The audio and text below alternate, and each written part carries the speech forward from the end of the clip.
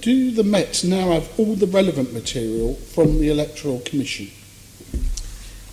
I understand that in the last few days, as is not uncommon, we have, on examination of documents on another occasion, and I think you know from the correspondence it's by no means the first time, we've looked at the material and realised that for our criminal investigation, which is different, of course, criminal assessment, which is different from what the Electoral Commission have to do, there is other material that we believe may be relevant, that may be held at the Electoral Commission, and on a number of occasions in the last several months we have asked for further material, and we've done that again in the last few days, and I understand in the last few days further material has arrived, and we are now assessing that further material. And the team are a capable team, they're well led, they have very good senior leadership and commander level support and scrutiny of what they are doing.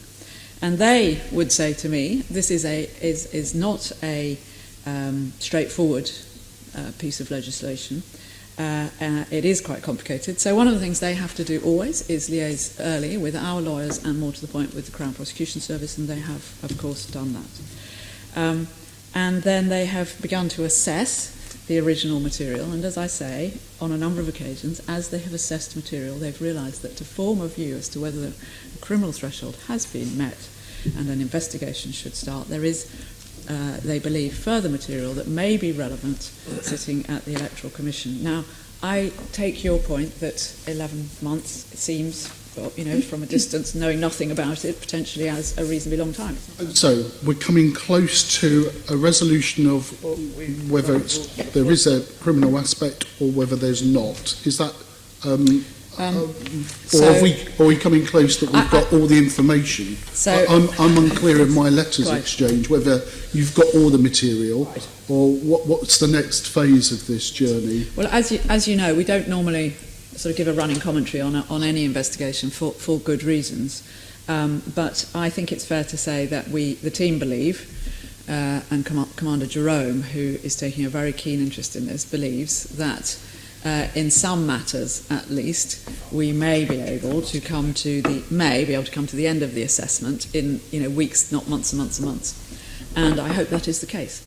It does seem just a bit too long, both for the people that are under potential investigation, who've gone through one process, civil, and now potentially facing others, as well as for an organisation that does it.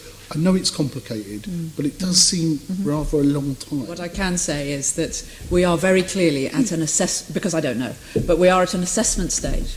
So the norm would be that if there is a group or an individual who might be at some sort of risk, we might very well contact them to say, we're now doing this assessment, because that's sort of polite and courteous, and it allows them to think about that. But when we're assessing, we're not investigating.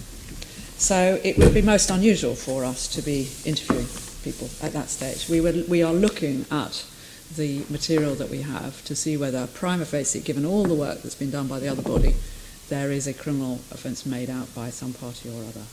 And after that, if there is prima facie, then we would go on to the next stage of investigation, which would normally include, but not always,